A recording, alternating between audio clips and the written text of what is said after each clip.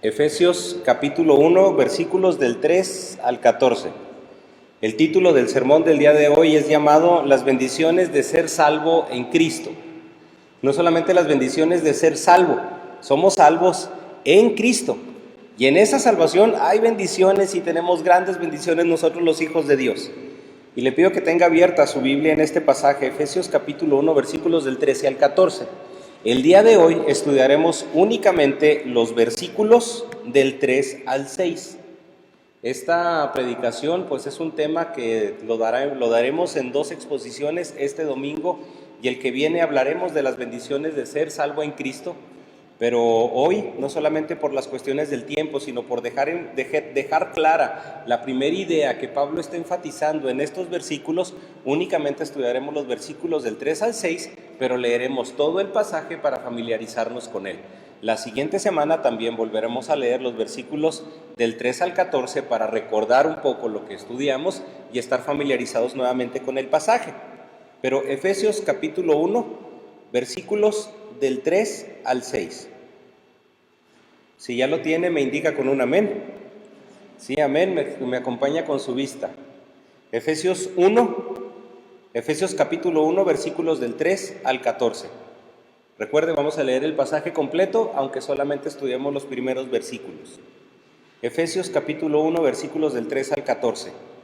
Bendito sea el Dios y Padre de nuestro Señor Jesucristo, que nos bendijo con toda bendición espiritual en los lugares celestiales en Cristo, según nos escogió en Él antes de la fundación del mundo, para que fuésemos santos y sin mancha delante de Él, en amor, habiéndonos predestinado para ser adoptados hijos suyos por medio de Jesucristo, según el puro afecto de su voluntad, para alabanza de la gloria de su gracia, con la cual nos hizo aceptos en el amado, en quien tenemos redención por su sangre, el perdón de pecados según las riquezas de su gracia, que hizo sobreabundar para con nosotros con toda sabiduría e inteligencia, dándonos a conocer el misterio de su voluntad y según su beneplácito, el cual se había propuesto en sí mismo, de reunir todas las cosas en Cristo, en la dispensación del cumplimiento de los tiempos, así las que están en los cielos como las que están en la tierra.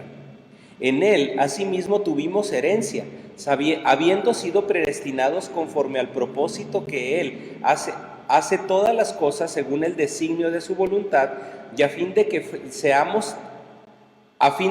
seamos para alabanza de su gloria, nosotros los que primeramente esperábamos en Cristo. En Él también vosotros, habiendo oído la palabra de verdad, el evangelio de vuestra salvación, y habiendo creído en Él, fuisteis sellados con el Espíritu Santo de la promesa, que es las arras de nuestra herencia, hasta la redención de la posesión adquirida, para alabanza de su gloria. Una porción un poco larga, pero únicamente ahorita nos dedicaremos a estudiar los versículos del 3 al 6. Pero me gustaría iniciar con esta pregunta: ¿cuál es la mayor bendición que como iglesia podemos tener? ¿Cuál es la mayor bendición con la cual nosotros podemos contar como iglesia, como congregación, y la mayor bendición con la cual cuenta la Iglesia Universal de Cristo, es decir, la Iglesia de Cristo en todos los lugares, en todos los espacios del mundo? ¿Cuál es la bendición que como iglesia nosotros podemos tener? Y la verdad es que lo primero en lo que nosotros deberíamos de pensar es en la salvación. Es lo que la iglesia ofrece. La verdad es de que también nosotros ofrecemos la salvación, ofrecemos el fruto del Espíritu, ofrecemos lo que Cristo quiere hacer con cada creyente por medio de su palabra. En pocas palabras, ofrecemos al Espíritu Santo. ¿Qué se hace en la iglesia? Se ofrece la salvación, se ofrece el Espíritu Santo, se ofrece la palabra de Dios, que es en la que viene el propósito para cada persona. No ofrecemos diversión, aunque hay gozo en Cristo. No ofrecemos comodidad, aunque hay tranquilidad en Cristo. No te vamos a ofrecer un sistema litúrgico religioso que te limpie la conciencia. Te vamos a ofrecer a Cristo. No ofrecemos un lugar de actividades a manera de amuleto para que cuando vengas digas: ya cumplí esta semana, ya voy a poder gozar con la bendición de Dios de lunes o saliendo desde ahorita hasta el siguiente domingo. Te ofrecemos a Cristo. No te ofrecemos que cargues tu vida. Ya con esto tengo las energías espirituales necesarias para toda la semana. No, la verdad. No ofrecemos ese lugar donde podemos acudir, donde podemos cantar, donde se dio una aportación económica para que la gente pueda decir, ya cumplí con Dios. No, ofrecemos a Cristo. Y en esta porción, después de que Pablo se identifica como esclavo de Jesucristo, después de que Pablo le recuerda a los hermanos en Éfeso la forma en la que los percibe como santos y fieles, y de desearles la mejor bendición espiritual de gracia y de paz, Pablo les va a hablar de la obra que Cristo ha realizado en ellos, enfatizando que la mayor bendición que tienen como iglesia es la salvación en Cristo. Y es un recordatorio que deberíamos de tener de manera constante y de manera recurrente. Lo que estudiaremos hoy es una oración que está compuesta de siete oraciones o de 7 enunciados, donde Pablo expresa sus sentimientos y expresa sus anhelos hacia los hermanos de Éfeso. Y la verdad es de que esta es una de las formas más puras y auténticas de conocer los sentimientos de alguien que alguien tiene hacia nosotros. Y esa es la oración. ¿Cómo saber lo que alguien piensa de nosotros? ¿Cómo saber lo que alguien piensa de los hermanos de la iglesia? Esto lo podemos ver a través de las oraciones que las personas hacen de nosotros. Y es por eso que Pablo comienza a partir del versículo 3 hasta el versículo 14 con una oración escrita hacia los hermanos en la iglesia en Éfeso. Les está expresando lo que él piensa de él, pero les está expresando lo mejor que él le puede pedir a Dios hacia ellos. Podemos nosotros saber claramente lo que alguien piensa de nosotros, lo que alguien espera de nosotros, lo que alguien anhela de ti cuando lo escuchas orar por ti. Es una de las bendiciones que nosotros podemos tener y hacer como iglesia, de orar entre nosotros en voz alta, de tener un momento de intercesión no solamente por los hermanos que no se encuentran, sino por los hermanos que se encuentran. Y es una bendición comprender y saber que debemos orar unos por otros. Es uno de los beneficios o de los muchos beneficios que la congregación o de que la oración congregacional brinda.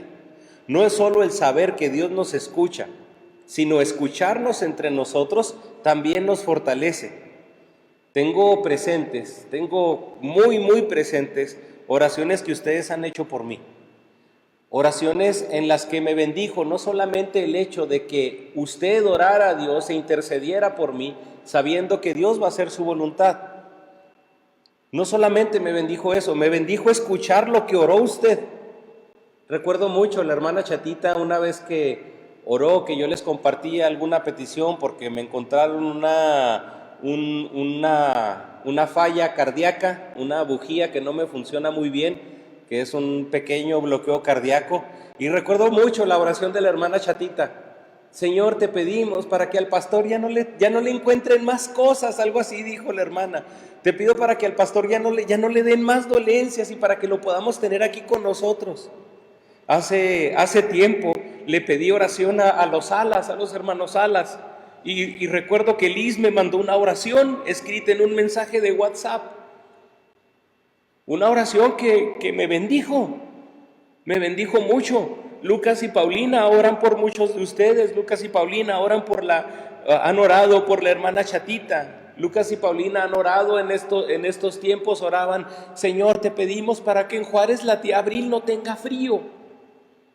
Y cuando mencionamos algunas de estas oraciones, bendicen y fortalecen. Una vez orando, yo pensé que Lucas estaba dormido, se despierta y estaba haciéndose el dormido, y termino de orar y me pregunta: ¿eso es lo que le dices a Dios de mí? ¿Eso es lo que le pides a Dios por mí? Y le digo: sí, hijo, y le pido otras muchas más cosas. Y lo que hace es, me abraza y: te quiero, papi. ¿Por qué? Porque escuchó lo que yo estaba orando a él. En esta ocasión, Pablo está haciendo algo similar. Le está diciendo a los efesios: los amo tanto, los aprecio tanto, quiero tantas bendiciones espirituales para ustedes, quiero tantas bendiciones para ustedes, que esto es lo que yo intercedo a Dios, ante Dios delante de ustedes, Por eso la oración anterior, el versículo anterior termina con pidiendo gracia y paz en el Señor Jesucristo. Pero la situación no solamente termina ahí, gracia y paz, termina con una bendición todavía mucho más grande. Porque Pablo quería que la iglesia supiera las causas por las cuales Pablo intercede por ellos. Y comienza con un canto que expresa las muchas emociones que los creyentes tenemos en Cristo. Entonces, a continuación, esta oración está compuesta también de una doxología, de un canto, así se les denominaban, doxología, porque es una palabra compuesta en griego que doxa y logos, doxa, que es opinión o gloria, así se traduce la palabra gloria y la razón. Vamos a explicar las razones por las cuales glorificamos a Dios. Vamos a decir las razones por las cuales nosotros alabamos a Dios, y es lo que Pablo va a continuación a hablar acerca de los hermanos en Éfeso. Y como primer bendición que nosotros podemos tener al ser salvos en Cristo, y que Pablo le está diciendo a los hermanos en Éfeso, la encontramos en el versículo número 3. Y en el versículo número 3 nos dice así: bendito sea el Dios y Padre de nuestro Señor Jesucristo, que nos bendijo con toda bendición espiritual en los lugares celestiales en Cristo. Y aquí tenemos nosotros, hermano, primero la bendición de conocer y estar en Dios. La bendición de conocer a Dios y la bendición en la que nosotros podemos estar en Él. Con este versículo, con este breve, corto versículo, Pablo está sintetizando todo lo que va a hablar desde el versículo 4 hasta el versículo 14, en toda esta oración. Y comienza con una palabra muy importante que le expresa varias veces en el mismo versículo. De hecho, la repite exactamente 3 veces. Y volvemos a leer el versículo: bendito sea el Dios y Padre de nuestro Señor Jesucristo, que nos bendijo con toda bendición espiritual en los lugares celestiales en Cristo. Y enfatizando, en Cristo. Pablo quiere y expresa que los mismos leyentes de la carta en Éfeso comprendan la relevancia, pero también la trascendencia de las bendiciones que nosotros podemos tener en Dios. Es bueno ser bendecido por Dios, pero es algo todavía mucho más que bueno, porque las bendiciones son relevantes para la vida del creyente. Las bendiciones en la vida del creyente, las bendiciones que Dios da son trascendentes. Eso quiere decir de que no solamente son aplicadas a un tiempo, a un espacio específico, sino a toda la vida, incluyendo a toda la eternidad. Y Pablo utiliza una palabra muy importante que tiene que ver con la palabra bendición, que es eulogeo, que es de donde sale la palabra elogio. Una de las traducciones que se dan para la palabra bendición es elogiar, es decir, bendito sea. Lo que Pablo está hablando aquí es de que él va a hablar y se va a referir de la mejor manera de cómo concibe a Dios y de lo que ha hecho Dios. Por eso, bendecimos el nombre de Dios, es lo que está haciendo Pablo aquí. Bendito sea Dios. Estamos elogiando a Dios, Padre y nuestro Señor Jesucristo. Él nos bendijo con toda bendición espiritual. Es decir, Él ha hecho todo Él ha hecho todas las bendiciones posibles en la vida del creyente, pero bendiciones relevantes y bendiciones trascendentes. Y esto es muy importante aclararlo, porque pudiéramos nosotros pensar que Dios nos ha bendecido, pero creamos, hermano, realmente entonces todas las bendiciones que nosotros tenemos son relevantes y son totalmente trascendentes. Porque pareciera ser que a veces se pasa el ánimo de ciertas bendiciones y son efímeras, y es la razón por la que son efímeras. Y ya hablando de muchas cuestiones que se predican en el Evangelio de la Prosperidad, que la bendición de Dios es a través de la salud, la bendición de Dios es a través del dinero y de cosas que realmente no tienen relevancia y no tienen trascendencia. Aquí se quedan y aquí se acaban.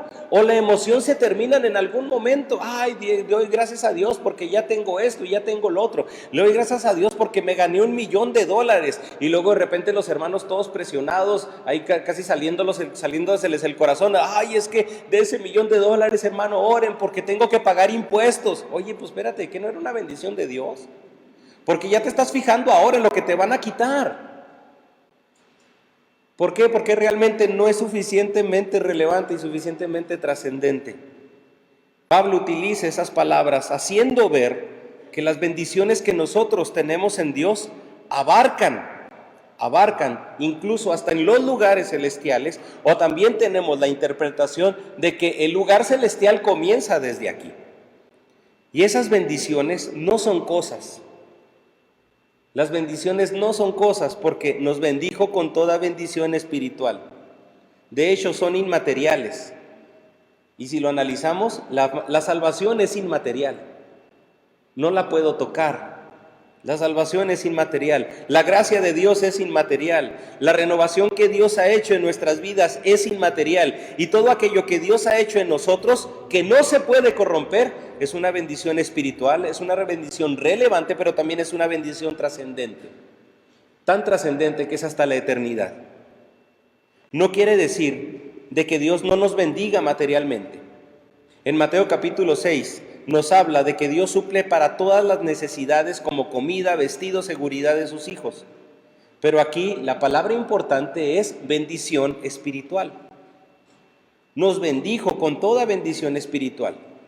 Y hay personas que tratan de meter con calzador este versículo para hablar de que es que Dios te quiere bendecir con toda bendición espiritual, y ayuna y pídele a Dios y ten fe y Dios te va a dar esa bendición espiritual que ahorita tú no la tienes porque la va a utilizar para el reino y quién sabe qué tantas más cosas. Pero hablando mucho y enfocándose a la cuestión de la prosperidad. La Biblia dice que el sol sale para justos e injustos, haciendo referencia en que hay bendiciones que Dios da a todos los seres humanos. Pero aquí hay un énfasis, aquí hay una cláusula. Nos bendijo con toda bendición espiritual. ¿Y a quién está escribiendo Pablo esto? A una iglesia, a un grupo de creyentes que ya anteriormente les dijo santos y fieles. A los santos y fieles que forman parte de la iglesia en Éfeso, es decir, a todos aquellos santos, a todos aquellos fieles, aquellos en los que Dios quiere darles esa gracia y paz. Bendito sea el Dios y Padre de nuestro Señor Jesucristo, porque nos ha bendecido y nos ha dado bendiciones espirituales. Todos tienen cuestiones dadas por Dios, pero no todos tienen esa bendición espiritual de Dios. Y eso quiere decir de que Dios tiene bendiciones reservadas únicamente para sus hijos. Oiga, qué suave. Tengo esa exclusividad de Dios. Dios está esperando únicamente bendecirnos a nosotros como iglesia de esa manera. Y qué bueno que puede proveer, pero nos puede dar más cosas de las que nosotros nos pudiéramos imaginar. Y esto lo veo así. Porque si hablamos, o si nos vamos a la palabra de Dios, hace tiempo que estuvimos hablando acerca de los dones. ¿Cómo se llamaba la clase? Los dones espirituales. Dios quiere darnos armas, Dios quiere darnos y bendecirnos con dones para poder bendecir a los demás. Hablamos del fruto del Espíritu. ¿Y este fruto cómo es dado? Por medio de la mucha meditación, por medio de hacer ejercicios, por medio de estiramientos. No, por medio de la comunión que nosotros podemos tener, porque dice, con toda bendición espiritual en los lugares celestiales en Cristo. Esas bendiciones, hermanos, son para quien está en Cristo, para quien deposita su vida en Cristo. China es la nación más grande de la tierra, y esto lo agarré de un comentario bíblico. En 1966, el consumismo implantó la llamada revolución cultural en China. De modo especial se realizó una cruzada de destrucción de literatura cristiana, a la cabeza de la cual estaba la Biblia. En la misma revista Misión dice así: en Amoy, los guardias rojos juntaron todas las Biblias que encontraron e hicieron todas ellas un montón en la plaza central. Luego obligaron a los cristianos a arrodillarse frente a un montón y prenderle fuego. La hoguera quemó severamente los rostros y los cuerpos de los creyentes, algunos de los cuales huyeron a los edificios que estaban al lado. En Pekín, a una asidua lectora de la Biblia se le mató a golpes en una de las iglesias. Es cuando China se transformó en una sociedad no religiosa, en 1966. Después de 20 años, en 1986 aproximadamente, los cristianos nunca dejaron de reunirse para adorar a Dios. Incluso aún durante el clímax de esta revolución cultural, la Biblia, aunque mutilada, escasa, y la oración no dejaron de palpitar en el corazón de la fe de las reuniones secretas de muchos cristianos. La política había sufrido fuertes cambios y en 1979 unas 300 iglesias locales adoraron a Dios con un permiso estatal.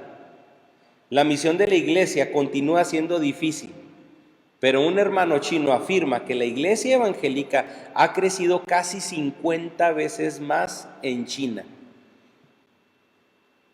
Ya para 1950, antes de esa revolución, había casi 1 millón de evangélicos.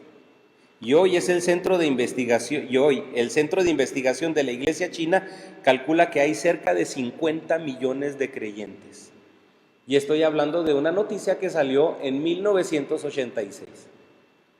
Cerca de 50 millones de creyentes, es como si todavía la Ciudad de México y combinado casi con la ciudad de Guadalajara, todas esas personas fueran creyentes.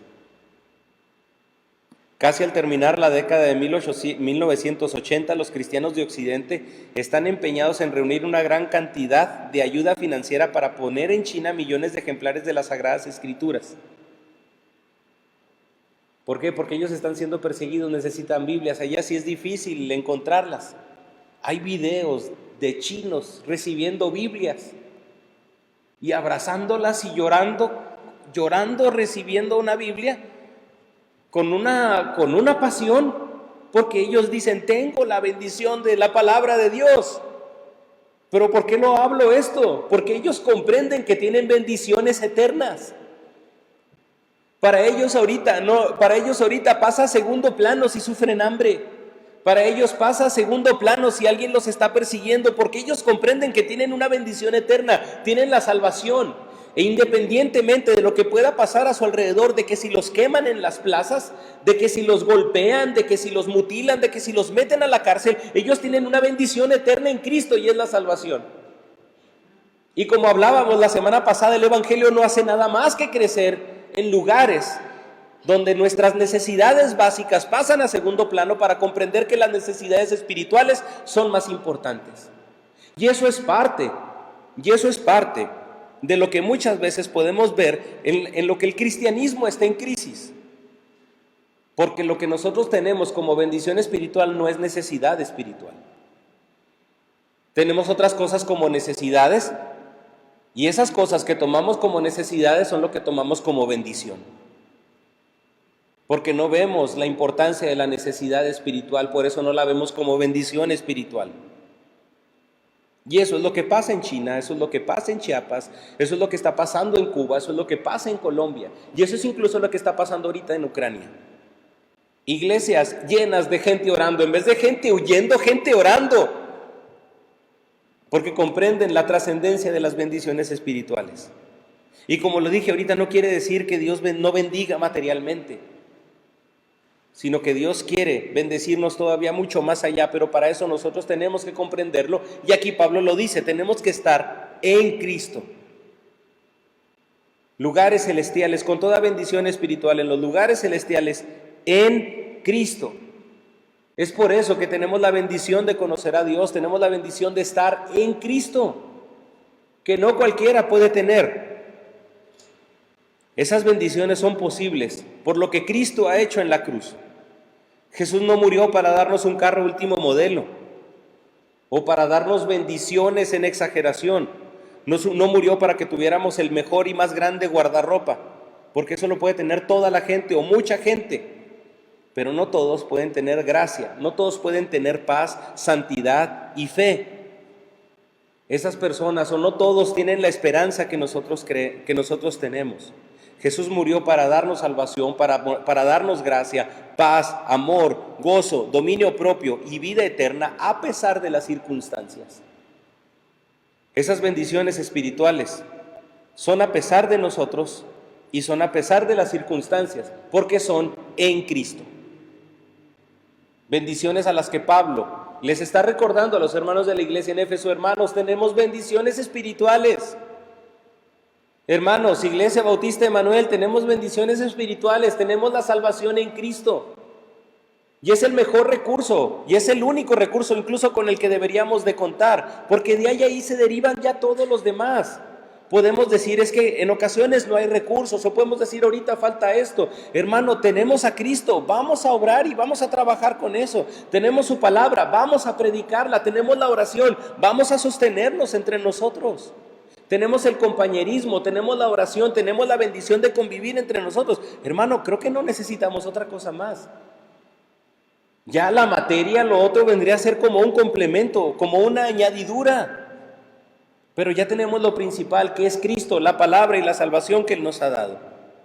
Podemos disfrutar y podemos disfrutar de todo eso desde aquí. Es lo que algunos interpretan en lo que quiere decir en los lugares celestiales, que da a entender que el Hijo de Dios, como ciudadano del cielo, tiene acceso y puede disfrutar de esas bendiciones espirituales aquí en la tierra. No me tengo que esperar hasta el cielo para tener el gozo de Dios. La puedo tener aquí, lo puedo disfrutar aquí, me lo da aquí.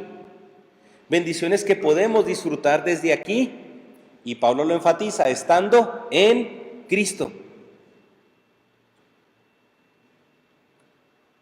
¿Qué quiere recordarle Pablo a la iglesia en Éfeso y que nosotros podemos adquirir de conocimiento aquí, de aplicación aquí? Nos está recordando que lo principal del creyente y lo primordial del creyente es estar en Cristo. Las bendiciones espirituales y las bendiciones que Dios nos da, hermano, no la va a poder disfrutar usted si su vida no está en Cristo. Dios quiere que disfrute sus bendiciones en Él. Y posteriormente, Pablo va a proceder a enumerar esas bendiciones por medio de un canto, por medio de esta doxología, un canto de alabanza. Y cada estrofa va a ser una referencia a la obra de Dios en el pasado, en el presente y en el futuro de la salvación del creyente. Y cada una de ellas, cada una de estas bendiciones que Pablo va a mencionar, van a ser acompañadas por una alabanza. Alabanzas que vienen en los versículos 6, en el versículo 12 y en el versículo 14. Versículo 6, para alabanza de la gloria de su gracia, con la cual nos hizo aceptos en el amado. Versículo 12, a fin de que seamos para alabanza de su gloria. Versículo 14, que es las arras de nuestra herencia hasta la redención de la posesión adquirida para alabanza de su gloria. Esto quiere decir de que las bendiciones que Pablo nos va a enumerar, que el creyente tiene en Cristo, van a terminar en alabanza para la gloria de Dios. Y eso es donde apunta la vida del creyente. Porque nos han dicho, es que Dios nos formó, Dios nos hizo para alabanza de su gloria. Sí, pero no toda la gente lo alaba. Incluso no todos los creyentes lo alaban. ¿Por qué? Porque hay muchos creyentes que no están en Cristo. Han recibido la salvación, pero hay ocasiones de su vida en las que su vida no está en Cristo. Y es donde Pablo llega a poner parte del punto principal. El creyente en Cristo es un creyente que alaba. El creyente en Cristo es un creyente que reconoce la gloria de Dios y su vida es una vida de alabanza. Y es donde hablaremos también acerca de la importancia de la alabanza. ¿Para qué es la alabanza? ¿Qué refleja la alabanza? Pero tenemos que comprender la bendición que tenemos como creyentes de estar en Cristo y de poder estar en Dios. Y acompáñame a leer los siguientes versículos del 3 al 5. Otra de las bendiciones de ser salvo en Cristo es comprender la bendición de la elección. Para personas que no creen que Dios nos eligió, para personas que no creen que Dios nos predestinó, pues aquí están muy claros estos versículos. Versículos 4 y 5, según nos escogió en Él antes de la fundación del mundo, para que fuésemos santos y sin mancha delante de Él, en amor, habiéndonos predestinado para ser adoptados hijos suyos por medio de Jesucristo, según el puro afecto de su voluntad. Y nuevamente, según nos escogió en Él. Las bendiciones espirituales acabamos de ver que son en Cristo. Son para las personas que están en Cristo. Pero también dice, nos escogió en Él. Todo lo que el creyente recibe termina en Cristo. Empieza y termina en Cristo. La salvación no es el conjunto de los esfuerzos hechos por el hombre y Cristo.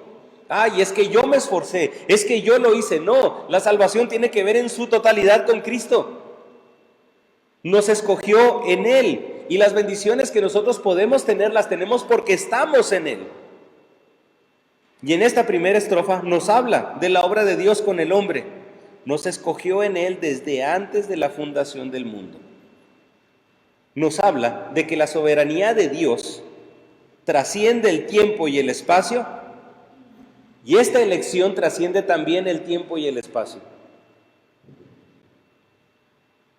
Debería de llenarnos de gozo y deberíamos de ahorita comprender y decir, Dios desde antes que fundó el mundo estaba pensando en mí.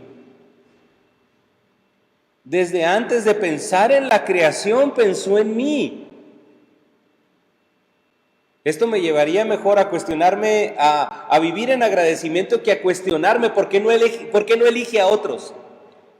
Porque para muchos es ese cuestionamiento, es que ¿por qué no elige Dios a otros? Bueno, te tengo otra noticia muy importante. Qué bueno que de no elegir a uno, a ninguno, elige a algunos.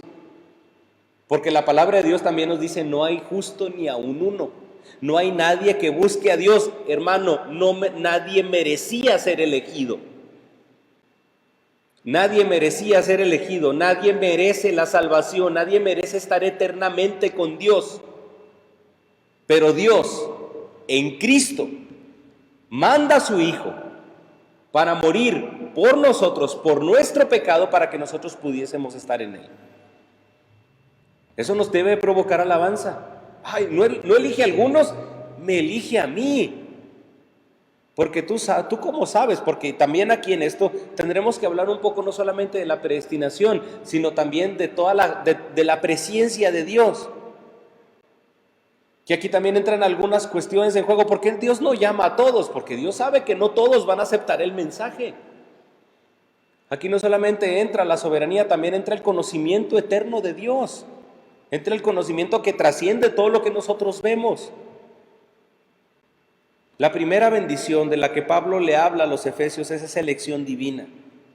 Hermano, Dios te eligió para ser salvo. No es que tú lo hayas aceptado, no es que tú hayas tenido la intención, ay, es que Dios ya me trae y lo tengo que buscar. Ay, es de que Dios puso, yo tengo ahorita la necesidad de encontrar a Dios. No, hermano, Dios puso esa necesidad en ti. Dios puso ese pensamiento en ti para que tú lo pudieses buscar, porque si no, no lo hubieras buscado. Romanos es claro, no hay justo ni aun uno, no hay nadie que busque a Dios. Es decir, que el hombre está totalmente inhabilitado para buscar a Dios, para acercarse a Dios por medio de su iniciativa. Todo tiene que ver con la obra de Dios, con la soberanía de Dios y con la iniciativa de Dios. En este versículo vemos que la elección es un hecho. No es nuestra capacidad de escoger. No fueron nuestros méritos, no fueron nuestras buenas obras. Dios ha hecho todo para que nosotros seamos bendecidos por medio de esa salvación. ¿No le parece maravilloso saber que Dios, cuando creó el universo, cuando Dios mandó a su Hijo para morir por nuestros pecados, pensó en su salvación? Pensó en estar eternamente con usted. Esta es una verdad maravillosa. El creador del universo le asombra más estar conmigo que crear el universo. Todo lo que hizo fue pensando en que quiere estar conmigo eternamente, en que quiere que yo esté con Él eternamente. Por eso enfatiza esta bendición de la elección. Eres un elegido de Dios. Dios te ha elegido para darte esa salvación y enfatiza que quienes componen la iglesia en Cristo, la iglesia de Cristo, son los escogidos de Dios. Y somos bendecidos en esa elección, porque en esa elección Dios ha planeado la salvación y nos ha hecho salvos para estar con Él eternamente. Somos elegidos en Él. Y es algo que veremos común en esta carta. Algo maravilloso que nosotros podemos ver a lo largo de la carta en Efesios es esta frase, en Él, que hasta ahorita la podemos enfatizar 2 veces. Tenemos bendiciones espirituales en Cristo, pero somos elegidos en Él. Todas las bendiciones que el creyente puede tener, todas las cuestiones que el creyente puede realizar, son en Cristo. Por lo tanto, Pablo quiere que la iglesia en Éfeso comprenda de que todo debe de ser en dependencia a Dios. Qué bueno que no son nuestras fuerzas, qué bueno que no son nuestros pensamientos, todo tiene que ser en una total dependencia y en una total sumisión a Dios. Y esa es una de las expresiones que más se repiten en la carta. Las bendiciones espirituales las tenemos en Cristo, pero también van a depender de una relación vital con Él. Anteriormente, cuando hablamos gracia y paz en Cristo Jesús, hermano, ¿usted quiere gracia? ¿Usted quiere paz? ¿Usted quiere tranquilidad, hermano? Es en Cristo. ¿Usted quiere disfrutar de la salvación? Es en Cristo. ¿Quiere disfrutar de la plenitud de la vida cristiana? Es en Cristo. Es lo contrario a lo que muchas veces nosotros pensamos, que para poder tener paz tengo que trabajar más en mi futuro, que para poder tener paz tengo que trabajar más en las cuestiones que están a mi alrededor, de lo que yo puedo controlar. Voy a dejar un buen bien material, voy a dejar esto, voy a dejar lo otro. Hermano, hágalo, trabaje, pero no se afane, y que el enfoque de su vida sea estar únicamente en Cristo. Somos elegidos en Él, somos salvos en Él, somos bendecidos en Él, y las bendiciones espirituales que Dios quiere que tengamos son en Él nada más. Somos elegidos, y dice, desde antes de la fundación del mundo, aparte de lo que nos menciona este versículo. Y no hay mayor confianza para el creyente que creer que Dios es soberano. La soberanía de Dios es para descansar en Él, no para renegar de lo que hace. La soberanía de Dios es para que nosotros aceptemos su voluntad y confiemos en que Él sí sabe decidir. Me encanta una de las respuestas que Dios tiene para con Job. En el diálogo de Job, cuando Dios le responde a Job y le dice, ¿dónde estabas tú cuando te hice yo? Job, me estás cuestionando, me estás diciendo todo lo que está pasando, me estás abriendo tu corazón. Sí, perfecto, Job, gracias, qué bueno. Pero respóndeme una pregunta, le dice Job a Dios. Le dice Dios a Job, respóndeme, ¿dónde estabas tú cuando yo te hice? Y luego todavía Dios remata todavía con eso. Si tienes inteligencia, házmelo saber. Y luego empieza a decir Job, por mí pasa esto, empieza a decir Dios, por mí sucede esto, por mí vuelan las aves, por mí come esto, y deja a Job desarmado. Y es importante, hermano, ¿dónde estaba usted cuando Dios decidió sobre sus cosas? ¿Dónde estábamos nosotros cuando Dios nos llamó? ¿Dónde estábamos nosotros cuando Dios empezó a planear nuestra vida? ¿Dónde estábamos?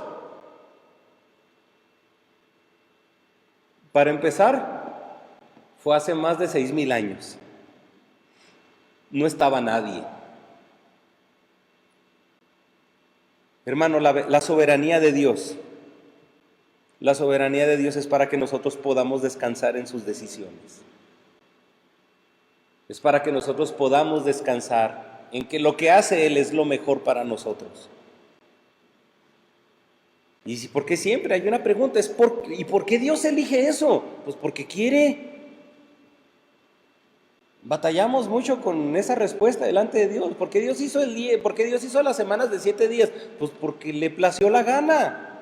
De hecho, la palabra soberanía en sí eso quiere decir tiene un significado de ¿a ti qué? La palabra soberanía, imagínense, Dios es soberano, sí, estamos diciendo ¿a ti qué? En cuanto a nosotros, ¿qué? No podemos, hermano, no podemos competir con Dios. Únicamente nos debemos de someter a Él. ¿Por qué hace las cosas? ¿Por qué elige Dios? ¿Por qué quiere? ¿Por qué me salvó? ¿Por qué quiso? En eso radica la bendición. Porque pudiendo no salvarme por mi pecado, quiso salvarme. En eso radica el amor. Porque pudiendo no hacerlo, quiso hacerlo. Por el pecado Él podría decidir no elegir a nadie. Sin embargo, en Cristo eligió a algunos. Una decisión que fue tomada desde antes de la creación. Y ahí es un punto bien importante, hermano. ¿Usted sabe a quién va a elegir Dios? ¿Usted sabe a quién eligió Dios? Pues no sabemos. Por eso es la importancia de la predicación de la palabra. Por eso es la importancia de la obediencia de nosotros hacia Él. Porque basado en esas posturas de la elección, algunos lo toman de una manera negativa. Entonces, bueno, si Dios ya eligió, entonces ¿para qué pongo esfuerzo de mi parte? Entonces, ¿para qué obedezco si Dios ya eligió? Y de esas surgen otras posturas, no solamente como la cuestión del calvinismo al cual nos inclinamos nosotros, sino surgen otras posturas como el neocalvinismo, ya todavía mucho más severas, de que pues ya bueno, unos no predican por desobediencia, ¿verdad? Pero esos no predican porque Dios ya eligió, ¿para qué tiene caso predicar? Y algunos han llegado al extremo de matar a los recién nacidos para que en su momento no se confronten con la decisión de no elegir a Dios y sean salvos. Oye, espérate, nos ha llamado a criarlos, nos ha llamado a guiarlos, nos ha llamado a enseñar su palabra, no a diezmar o mermar la creación. Es una mala interpretación y una mala comprensión de la soberanía, del sometimiento a Dios, hermano. La iglesia está para brillar, la iglesia está para hacer luz en Cristo, para llevar la gracia de Dios en Cristo. Pero antes de hablar todos esos mensajes, Pablo nos está enfatizando que por algo nos eligió a nosotros.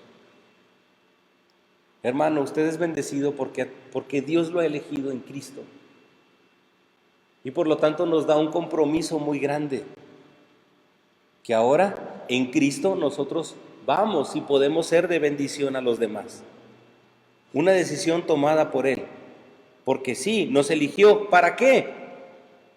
Que nos lo dice el mismo versículo 4 y 5.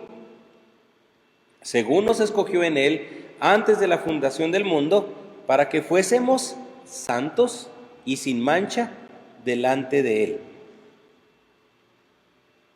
No sé cuál fue la razón de la división de estos versículos, pero para que fuésemos santos y sin mancha delante de Él, en amor, habiéndonos predestinado para ser adoptados hijos suyos, por medio, nuevamente, de Jesucristo, según el puro afecto de su voluntad. Todo tiene que ver con la voluntad y la soberanía de Dios. ¿Pero para qué nos eligió, hermano? Nos eligió porque quiere apartarte para Él y porque quiere purificarte. Creo que ninguna persona en la actualidad pudiera decir, no, es que yo no soy malo. Pues te estás midiendo, no sé con quién te estarías midiendo. No, es que yo no necesito la limpieza por parte de Dios, yo no necesito que Dios me limpie. No, nos santifica, nos hace santos y sin mancha, ojo, delante de Él. Cristo tomó nuestro lugar en la cruz por nuestro pecado, para nuestra salvación, porque en ese sacrificio, en esa justificación, somos limpios y somos aptos delante de Dios para poder estar con Él, en Cristo. En eso consiste el sacrificio de Cristo, en que Él haya tomado, el que Él se haya crucificado, perdón, el que Él se haya sacrificado por nuestro pecado. Él tomó nuestro lugar para que nosotros pudiéramos estar aptos delante de Dios. En eso radica la justificación de la cual nos habla Pablo en los Romanos. ¿Qué es la justificación? Nos hace y nos presenta justos a pesar de que no lo seamos. Por eso dice, santos y sin mancha delante de Él. No está diciendo, ya no tienen mancha. Porque mientras estamos aquí, seguimos pecando, seguimos estando en esa lucha. Pero por medio del sacrificio de Cristo, delante de Dios somos presentados como perfectos. Y eso es lo que mucha gente sin Cristo no conoce. Y no sabe, porque dices que en la iglesia va un montón de gente pecadora. Pues sí es cierto, pero delante de Dios, en Cristo, ya somos vistos por Dios sin mancha. Y esa es una gran bendición. Seguimos siendo pecadores, sí, pero delante de Dios, en Cristo, ya somos justificados delante de Él. Y yo he puesto, usted me ha escuchado muchas veces poner este ejemplo, viene un alumno, me presenta un justificante, y yo le puedo justificar la falta, bueno, yo no, ¿verdad? No soy el director, pero se le puede justificar la falta. ¿El alumno fue a la clase? No. Pero con esa firma de esa autoridad, lo que tiene que hacer el profesor es quitarle la falta. No fue a la clase, pero le quita la falta. Y eso hace Dios con nosotros. Seguimos pecando, pero nos quita el pecado. Es como si siguiéramos pecando y Dios siguiera diciendo, es que no importa, yo morí por el pecado de Él. Él sigue pecando, pero cada vez que Él peca yo lo sigo borrando. En eso radica la gracia. En eso radica la santidad, que no tiene que ver con lo que yo hago, tiene que ver con lo que Él hace.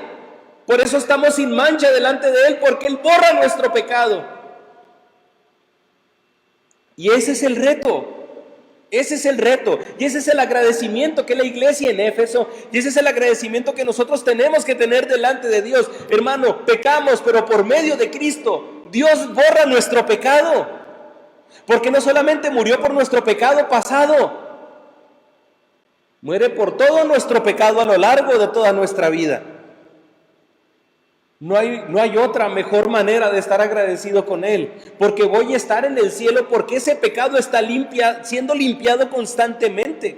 Y eso me lleva a dos cosas, que no solamente el pecado es borrado de la lista, el pecado también es borrado de mi mente, el pecado también es borrado de mis acciones. Y en eso tiene que ver la santificación. Nuevamente, lo enfatizo, en Cristo. En Cristo. Porque Dios borra nuestros pecados en Cristo. Dios santifica nuestras vidas en Cristo. Eso nos lleva a que la vida del creyente no solamente es la confianza en Cristo para recibir esa salvación en un momento. Es la confianza en Cristo para estar siempre en Cristo, desde el momento en que lo recibo hasta el momento en el que me voy con Él, para estar en una eternidad con Él. Los creyentes hemos sido elegidos para formar la iglesia de Cristo. Dios bendice a sus hijos santificándolos en Cristo para ser hechos santos y sin mancha, no solamente por Él, delante de Él. Es por eso que la santificación y la purificación es una obra de Dios. Y Pablo lo sigue recalcando, es en Cristo. Si como iglesia, si como creyentes no hemos sido santificados, es porque no permanecemos lo suficientemente en Él. La santificación, hermano, es en Cristo, no es en Netflix. Es en Cristo, no en los memes. Es en Cristo, no en ser workaholic. La santificación es en Cristo. Porque es una gran bendición y dice, en amor, habiéndonos predestinados para ser adoptados hijos suyos, otra vez por medio de Jesucristo, según el puro afecto de su voluntad. Dios nos quiso elegir porque Dios nos quiso santificar.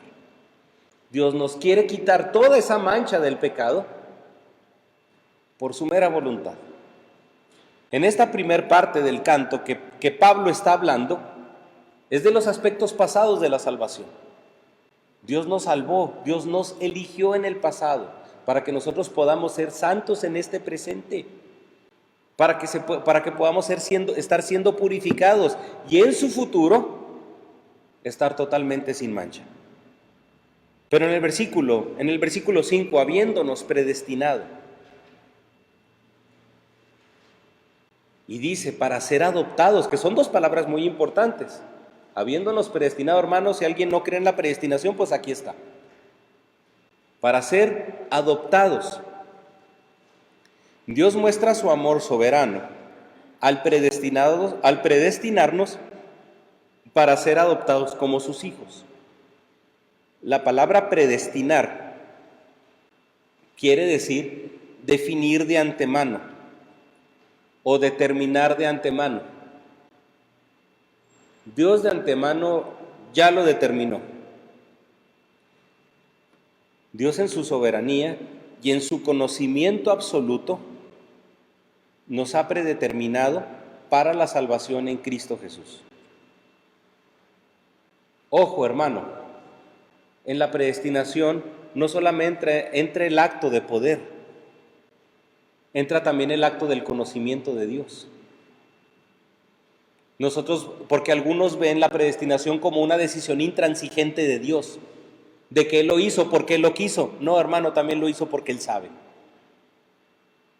La predestinación no solamente tiene que ver el porqué de Dios, porque algunos ven eso los lleva a ver a algunos la predestinación como un capricho divino. Ah, ¿por qué lo hizo Dios? No, pues porque quiso. ¿Pero por qué quiso? Pues porque Él sabía. No es el berrinche de Dios de salvar a algunos, es el conocimiento de Dios de que sabe a quién salvar, por alguna razón. Por eso, define de antemano, determina de antemano. Y lo quiero enfatizar como nosotros muchas veces, en nuestra limitación, en cuanto a nuestra limitación, los que somos profesores aquí, o los que trabajamos en el ámbito de la docencia, o los que trabajamos con gente. Muchas veces llega un cliente y usted de antemano ya sabe a quién fiarle, porque conoce al cliente. Usted de antemano ya sabe con qué alumno sí darle un tiempo de más y a qué alumno no. Usted sabe con qué alumno a veces es un espacio determinado, es un espacio perdido. Usted sabe, usted tiene conocimiento de sus alumnos, usted tiene conocimiento de sus clientes, usted tiene conocimiento de sus hijos, y muchas veces eso nos lleva a tomar decisiones de antemano, porque conocemos la situación, porque conocemos a las personas, conocemos el ambiente. Oiga, hermano, la pregunta de Dios, ¿dónde estabas tú cuando te hice yo? Si tienes inteligencia, házmelo saber. ¿Por qué predestinó? ¿Por qué conoce todo? Y en ese conocimiento amplio de todo tiene también todo el poder. Oiga, qué chulada. Nosotros tenemos conocimiento limitado y poder limitado, y aún así actuamos. Ahora imagínense Dios con todo el conocimiento y todo el poder, pues tiene la soberanía para hacerlo. Tiene esa potestad. Dios en su soberanía y en su conocimiento absoluto ha decidido para nuestra salvación. Dios en su amor nos ha destinado como sus hijos para ser adoptados por Él. Y utilizando esta palabra adopción, o más bien que Pablo utiliza esta palabra adopción en referencia a un proceso legal que llevaban a cabo los romanos, precisamente en cuanto a la adopción. El derecho romano elaboró de un modo muy fino, de un modo muy acabado, la adopción de personas, que eran personas que una persona estimaba y las adoptaba como sus hijos. La ley romana daba reglas precisas para que el padre escribiera o hiciera escribir su testamento, dándole esa potestad también a los hijos adoptivos. Hubo emperadores que fueron hijos adoptivos, o incluso de un padre también emperador. El famoso escritor o el famoso historiador Josefo, del cual nosotros, o que en muchas ocasiones yo he hecho referencia. Ese historiador Josefo, originalmente su padre era Matutinas, y se hizo adoptar como hijo de una familia imperial. Y esta familia imperial eran los Flavios. Por eso el historiador es Flavio Josefo. Estos Flavios dicen que fueron los que mandaron destruir el templo de Jerusalén en el año 70 después de Cristo. Pero ¿qué sucedía con estos hijos adoptados? O que los adoptaba otra familia, los adoptaba con todos sus derechos, los adoptaba con todos sus privilegios de un hijo natural. Incluso si la familia tenía deudas, y el hijo de la otra familia era adoptado por otra familia, las deudas eran canceladas. Todo era cancelado. Y esa adopción era un hijo legítimo, no es un hijo adoptivo, es mi hijo. Eso es lo interesante de la palabra adopción que se maneja aquí. Por lo tanto, el término hijo adoptado no existe. Es nomás para hacer una referencia a la procedencia del hijo, de que viene de otra familia, pero es un hijo con todos los derechos. Y esto es muy importante porque nos lo está mencionando aquí, nos predestinó para ser adoptados hijos suyos. Porque sabemos que no todos son hijos de Dios. No todos son hijos de Dios, serán creación de Dios, pero no todos son hijos de Dios. Y Dios nos ha adoptado. Y en esto es importante conocer o hacer referencia también acerca de nuestra procedencia, porque Jesús le habla a Nicodemo y le dice, lo que es nacido de carne, carne es. Y lo que es nacido de espíritu, espíritu es. Haciendo referencia también a lo que menciona Pablo en Romanos, de que venimos de esa descendencia de Adán. Somos hijos de Adán. Pero Cristo en el Espíritu nos ha adoptado como sus hijos. Por lo tanto, las deudas de Adán, el pecado de Adán y todas las consecuencias que como pecadores venimos arrastrando por Adán, ya no valen en nosotros porque somos hijos de Dios. El pecado de Adán ya no domina sobre nosotros porque somos hijos de Dios. La muerte que espera en Adán ya no vale en nosotros porque somos hijos de Dios. Nos ha adoptado. Y ya no pertenecemos a la otra familia y ya es como si hubiéramos sido nacidos totalmente de Él. Incluso, por eso es el término, y es parte por donde es el término nuevo nacimiento. Ya estoy en Cristo nuevamente. Por eso todo lo anterior se cancelaba. Y ya soy un hijo. No, por eso le digo, el término hijo adoptado no existe, no debería de tomarse así, soy hijo y se acabó. En este caso, ha sido un acto voluntario por parte de Dios, porque yo no fui con Dios para que me adoptara. Él me eligió, Él me predestinó para adoptarme. No depende en absoluto del hijo adoptado. Dios nos ha elegido, Dios nos ha predestinado y Dios nos ha adoptado como sus hijos. En eso consiste esta bendición de la salvación en Cristo. Pablo quiere que la iglesia en Éfeso comprenda que son salvos porque a Dios le plació. Y en ese conocimiento Dios tomó esa decisión. Es parte de la primera estrofa de este himno. Somos elegidos en Cristo para ser santificados en Cristo, siendo predestinados y adoptados por Dios en Cristo. Por eso, lo vuelvo a repetir, como ahorita le mencioné, la salvación no es el esfuerzo conjunto entre Dios y el hombre. Soy salvo porque levanté la mano, haciendo referencia a que nosotros decidimos algo. No.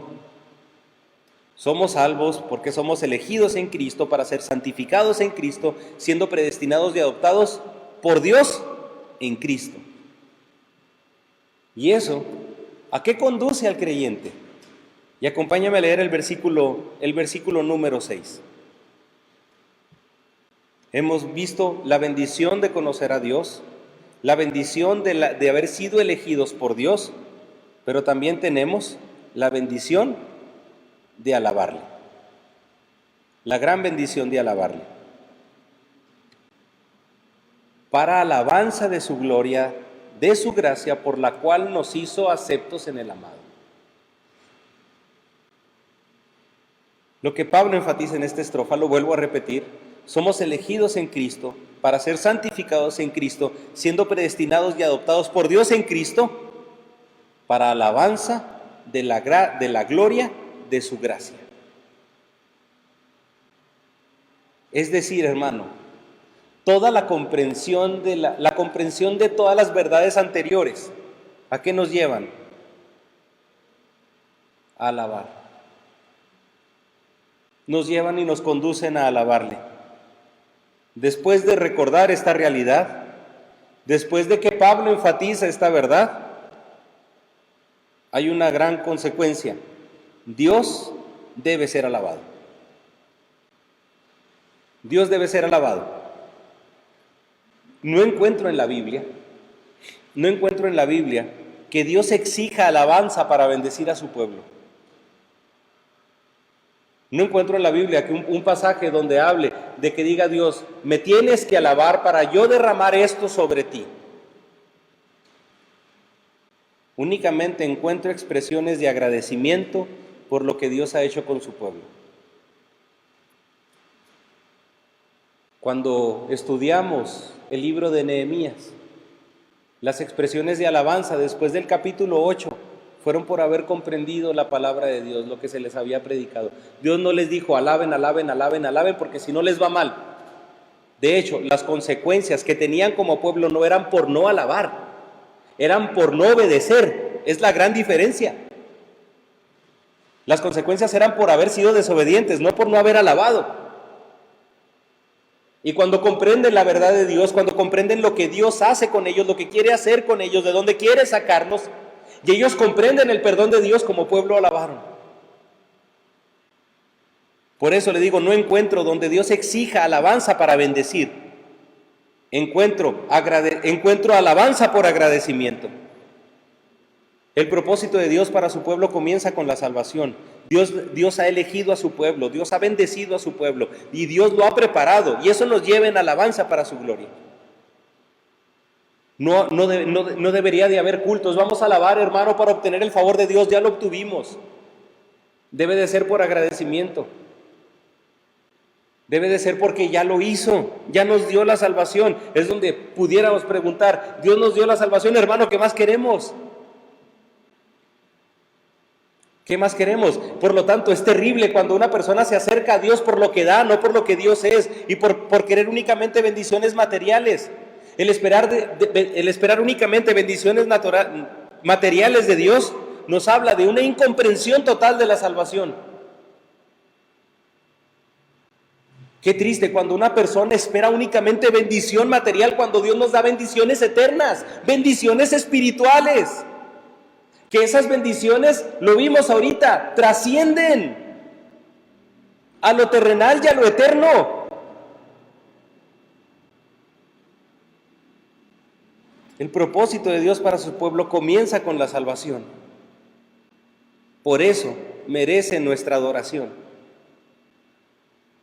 Por quién es y por lo que ha hecho en nosotros.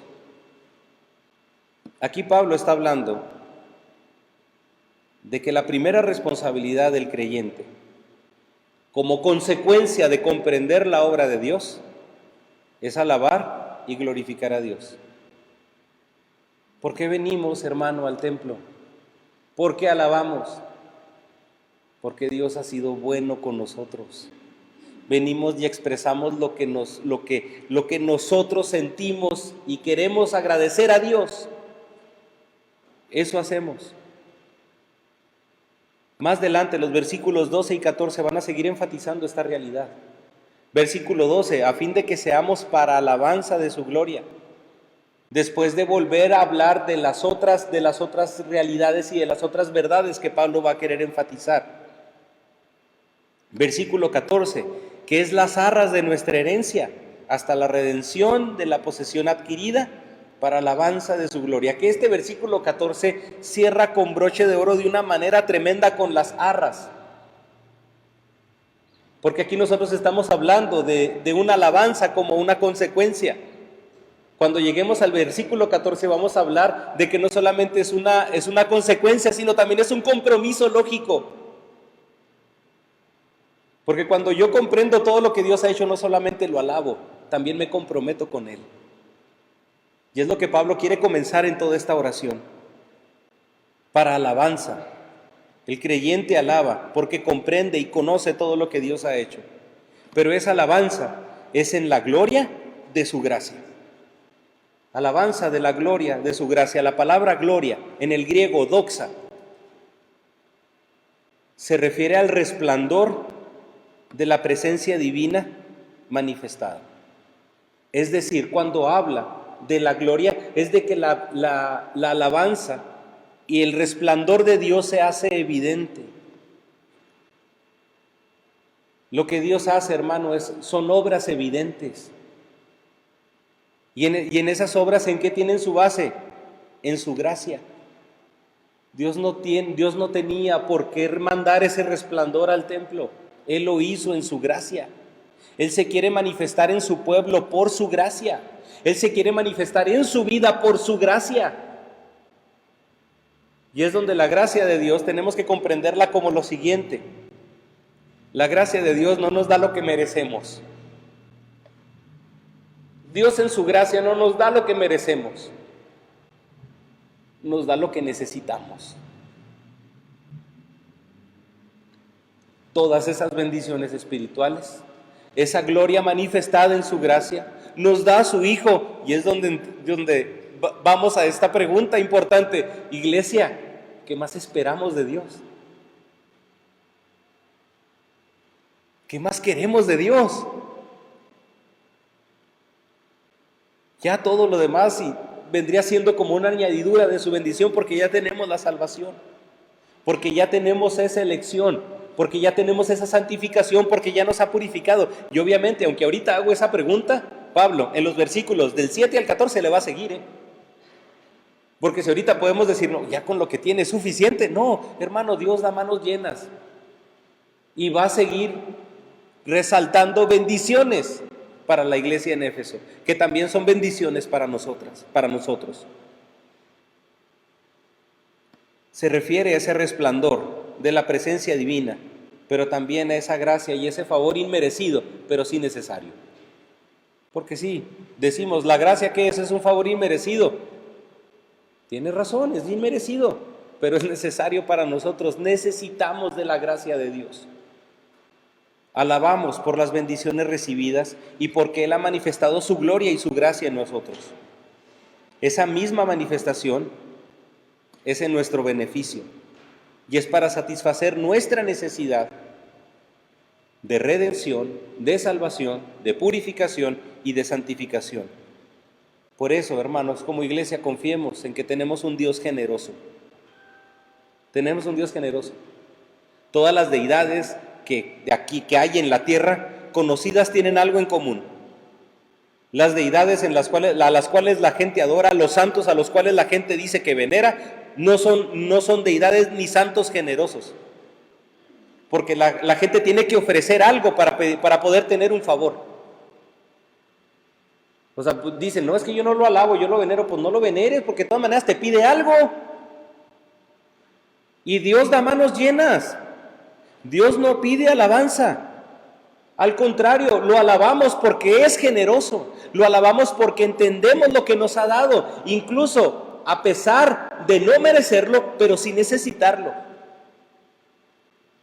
Y es en lo que consiste la grandeza, porque esas deidades son alabadas o son veneradas porque la gente piensa que necesitan esa alabanza. Y realmente, pues no que necesiten la alabanza, necesitan que la gente cree en ellas para existir.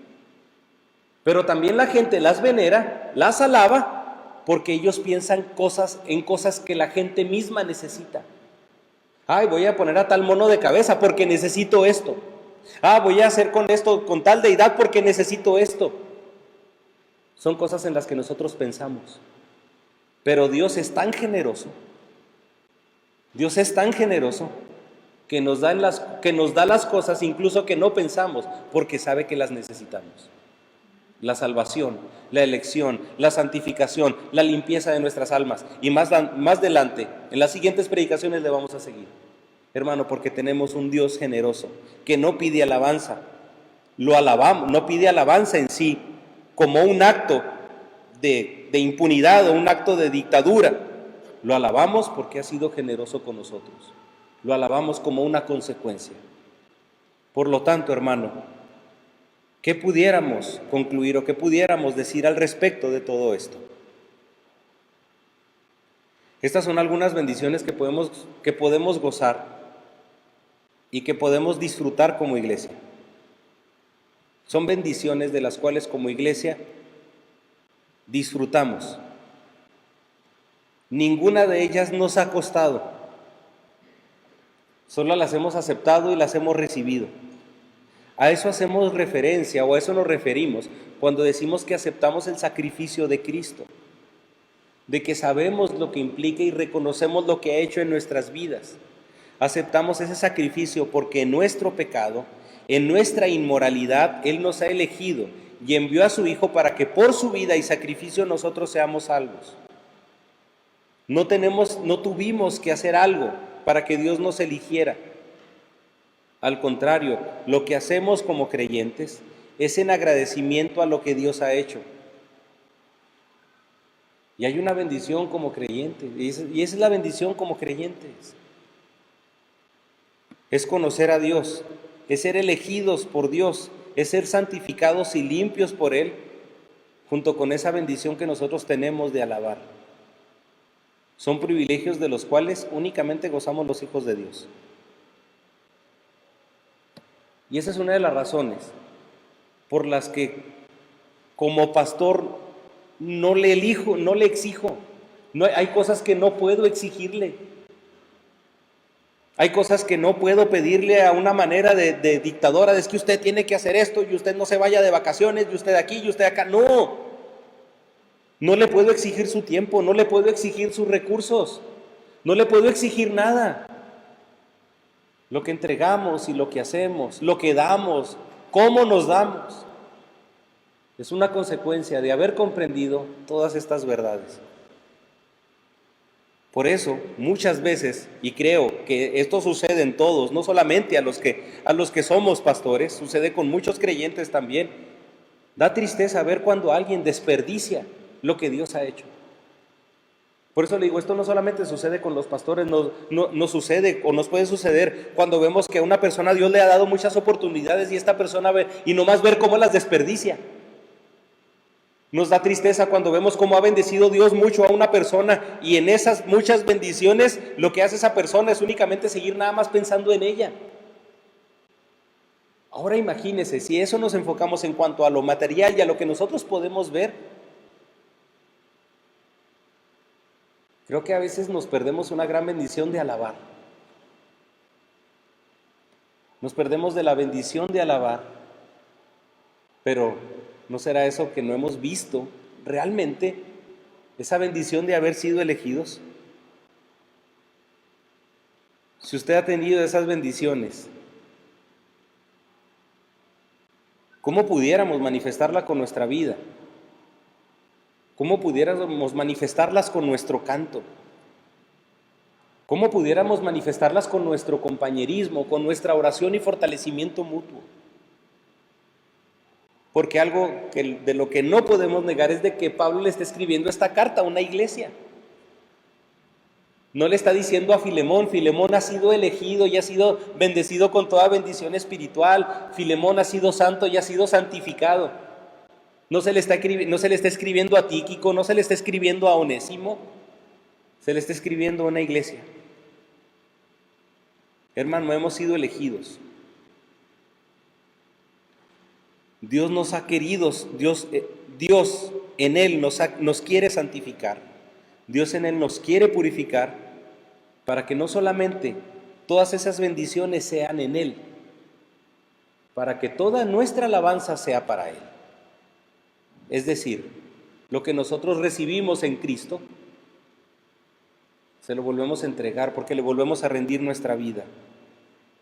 Es un asunto que aunque es entre Dios y usted, no se queda entre Dios y nosotros, no se queda entre Dios y usted, porque es un asunto que podemos vivir como iglesia. Así como Dios manifestaba la gloria de Dios en el desierto, así como Dios bajaba y descendía esa gloria chequina en el mismo lugar santísimo, es algo que no queda solamente entre Dios y nosotros, es algo que es manifiesto. Es algo que es notorio para nosotros, pero para todos los demás. ¿Por qué? Porque su gloria, su gracia se ha manifestado en nuestras vidas. La consecuencia debería ser la manifestación de una alabanza, pero también de una santidad evidente. La alabanza, hermano, no el canto. la alabanza, el agradecimiento en nuestras vidas, la santidad en nuestras vidas y todo lo que nosotros expresamos para Dios, sí, es entre Dios y nosotros. Pero también hay una gran verdad, es evidente, es evidente. Pero Pablo lo enfatiza y termino con esto. Versículo 3. Bendito sea el Dios y Padre de nuestro Señor Jesucristo, que nos bendijo con toda bendición espiritual en los lugares celestiales en Cristo. Esa alabanza debe de ser evidente, sí, porque debe de ser en Cristo. Esa santidad debe de ser evidente, sí, pero como un resultado de nuestra vida en Cristo. Porque es lo que Dios va a hacer. Y es lo que como iglesia necesitamos permitirle que Él haga en nosotros. Padre Santo, gracias por tu palabra, Señor.